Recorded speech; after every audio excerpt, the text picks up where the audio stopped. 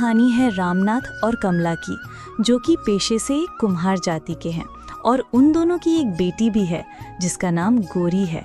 गोरी की उम्र भी अब शादी करने लायक हो चुकी थी।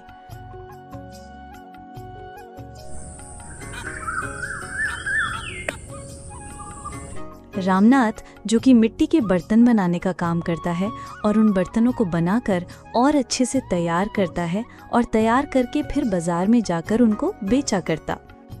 बर्तन ले लो, बर्तन, मिट्टी के बर्तन, बढ़िया बर्तन और अच्छे और काफ़ी मजबूत, मिट्टी के बने हुए मजबूत बर्तन। अरे ओ रामनाथ, जरा ये बताए कि मिट्टी का घड़ा कितना रुपए का दिया है? तू तो कह रहा है कि सबसे बढ़िया मिट्टी के बने हुए हैं तेरे मिट्टी के बर्तन। हाँ मालिक, मेरे बर्तन बहुत ही बढ़िया मिट्टी के बने हुए हैं और मालिक ये घड़े जो हैं बहुत ही बढ़िया बने हुए हैं। इनमें अपनी भी बहुत ठंडा रहता है। आप 2 घड़े ले लो। मैं आपको, वैसे तो मैं एक घड़ा 100 रुपये का बेच रहा हूँ, लेकिन आपको 2 घड़े 150 रुपये में दे दूँगा। और रामनाथ फिर उस आदमी को 2 घड़े बेच देता है। और इस तरह रामनाथ काफ़ी मेहनत करता है, लेकिन इतनी मेहनत करने के बाद भी रामनाथ को बस इतना ही पैसा मिल पाता कि वो 2 वक्त का रोटी का गुजारा होता। और जब घड़े बिक जाते तो रामनाथ फिर रात होने से पहले घर को चले जाता है।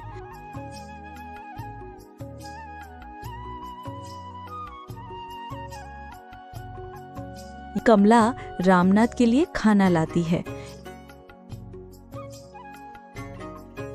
कमला, मुझे समझ नहीं आ रहा, मैं इतनी मेहनत करता हूँ फिर भी और इतने बढ़िया मिट्टी के बर्तन बनाता हूँ, लेकिन फिर भी मुझे उसके हिसाब से पैसे नहीं मिल पाते। और अगर इतने ही पैसे मिल पाते हैं तो हम इन पैसों में अपनी बेटी की शादी कैसे कर पाएंगे? अब बताओ तुम कि कितने पैसों में अपने घर का पेट भरूं या फिर इन पैसों से अपनी बेटी की शादी के लिए दहेज इकट्ठा करूं? आप फिक्र क्यों करते हैं जी? मुझे कल पड़ोस वाली कह रही थी कि एक बहुत अमीर घर का रिश्ता है हमारी बेटी के लिए, और मुझे लगता है कि वो हमारी बेटी को कल देखने आएंगे। हो सकता है कि शायद वो हमसे कोई दहेज या पैसे ना लें। मैं भी इस रिश्ते के बारे में कह दिया है कि अगर रिश्ता ठीक लगा तो हम शादी कर देंगे। कमला, ये क्या कह रही हो? ये तो तुमने बहुत अच्छा करा। मैं तो भगवान की कृपा है कि हमें ऐसे लोग मिलते हैं कि अगर भगवान की कृपा हुई तो रिश्ता सही हुआ तो हम अपनी बेटी की शादी जल्द ही कर देंगे। वैसे आप ठीक कह रहे हैं जी। अगर हमारी बेटी का रिश्ता इतने बड़े घराने में हो गया तो हमारी बेटी खूब आराम से रहेगी। और हमारी तो जिंदगी में तो दुखों में घटी है, लेकिन हमारी बेटी की जिंदगी के नसीब में तो कम से कम सुख मिल पाएगा। इस तरह रामनाथ और कमला बातें करके सो जाते हैं।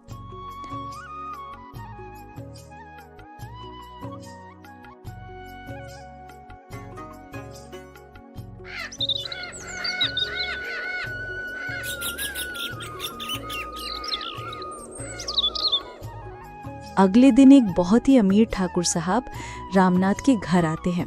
रामनाथ उन्हें अपने घर के अंदर ले जाता है, वहाँ उनको बैठाता है और उनके लिए चाय नाश्ता लगवाता है। देखिए ठाकुर साहब, हम गरीब ज़रूर हैं पर अपनी बेटी हमें जान से प्यारी है। हमारे पास दहेज में देने के लिए कुछ नहीं है। हम तो बस इतना चाहते हैं कि हमारी बेटी जिस घर में जाए उसे बेटी की तरह प्यार मिले, बस यही विनती है। रामनाथ, मेरा वादा है तुमसे, तुम्हारी बेटी को किसी चीज की कमी महसूस नहीं होने दूंगा। वो इस घर में बहू बनकर नहीं, बेटी बनकर आएगी। चिंता छोड़ो, मैं उसे महज बहू नहीं, इस घर की रानी बनाकर लाऊंगा। उसकी इज्जत हमारे लिए सबसे ऊपर होगी। जो सम्मान मेरी पहली पत्नी को मिला, वही सम्मान आपकी बेटी की किस्मत में भी होगा। और इस तरह ठाकुर रामनाथ और कमला को अपनी बातों में बहला फुसलाकर अपने बेटे के लिए उनकी बेटी का हाथ मांग लेता है। लेकिन इस बात से रामनाथ और कमला बिल्कुल अनजान थे कि ठाकुर का बेटा एक बहुत ही कम दिमाग और काफी काला था। ठाकुर साहब, चलो ये बात तो सब ठीक है, हम शादी के लिए तैयार हैं, लेकिन हम चाहते हैं कि हमारी बेटी की शादी जल्दी हो जाए। आप ये बताएं कि बारात कब और किस दिन लाएंगे, तो हम फिर शादी की तैयारी करें और शादी में कितने मेहमान लाएंगे ये भी हमें बता दें। हम उसके हिसाब से इंतज़ाम अपना करके रखेंगे। जितना भी हमसे हो पाएगा हम अपनी बेटी के लिए उतना करेंगे। अरे रामनाथ, शादी करने में बहुत ज़्यादा परेशान क्यों होते हो? उसमें आपको भी तकलीफ होगी। मैं बस ये चाहता हूँ कि बेफुजुल खर्च ना हो। इससे अच्छा यही है कि घर की 2-4 आदमियों के सामने पंडित जी को बुलाकर इन बच्चों की शादी कर देते हैं। फिर रामनाथ और कमला भी इस बात को लेकर मान जाते हैं, क्योंकि उनके पास इतने भी पैसे नहीं थे कि 4 आदमियों को वो खाना खिला सके।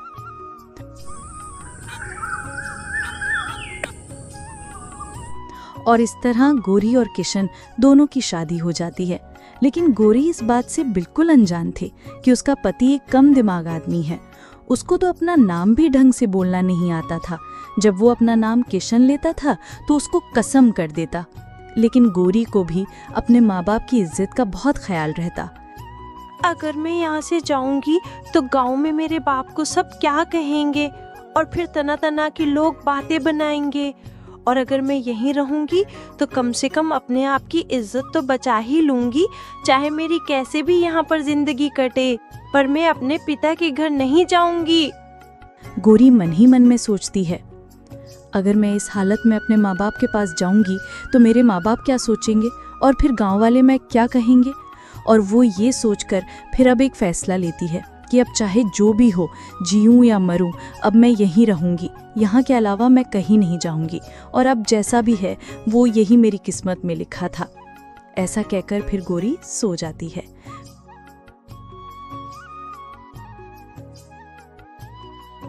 फिर एक दिन जब गोरी चाय बना रही होती है तब वो अपनी सासू माँ को अपने भाई से बात करते हुए देख लेती है।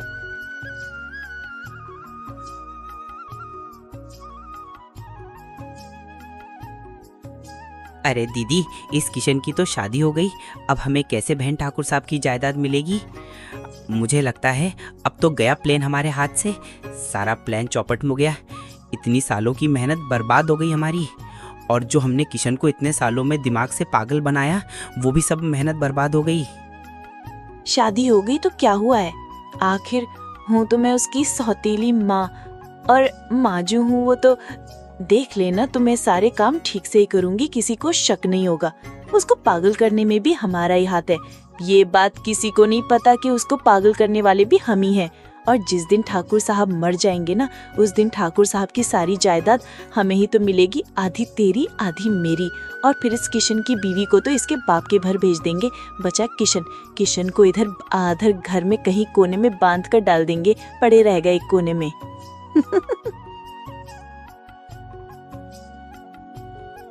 दीवाल के पीछे खड़े हुए इस तरह की बातें करते हुए सुन लेती है और गोरी बहुत ज्यादा हैरान होती है और आखिर मन ही मन में कहती है, कोई अपने बेटे को ऐसे पागल बनाता है और अपने ही पति को मारने की कोशिश करता है।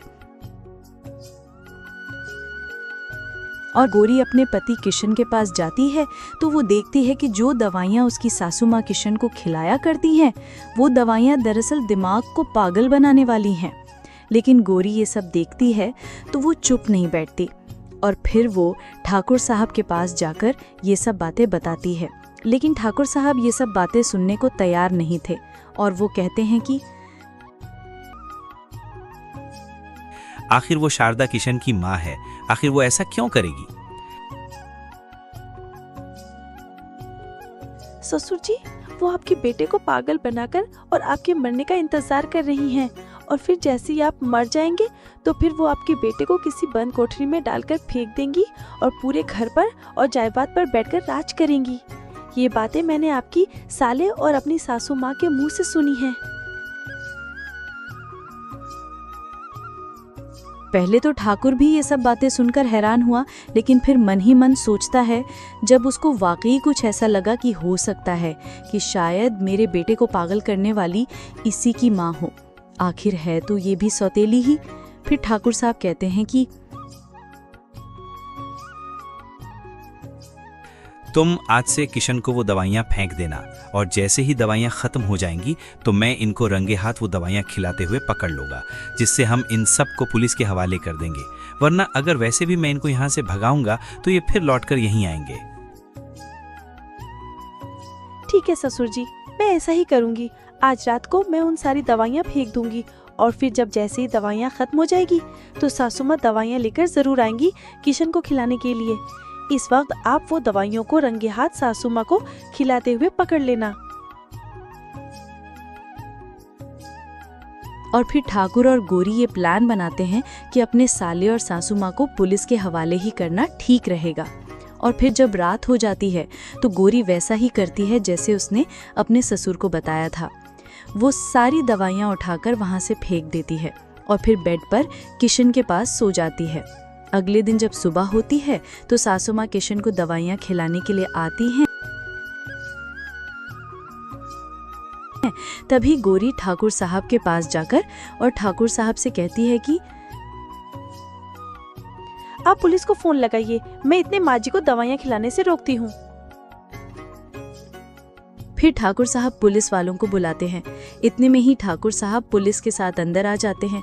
तभी अंदर आते हुए शारदा एकदम डर जाती है और वो कहती है, ये सब मेरा प्लान था, ये सब तो मेरे भाई का प्लान था जो उसने मुझे बहकाया। मुझे माफ कर दीजिए, मुझसे गलती हो गई। मगर ठाकुर साहब उसकी एक बात नहीं मानते और वो कहते हैं कि अगर तुझे जायदाद ही चाहिए थी तो मुझसे कह देती।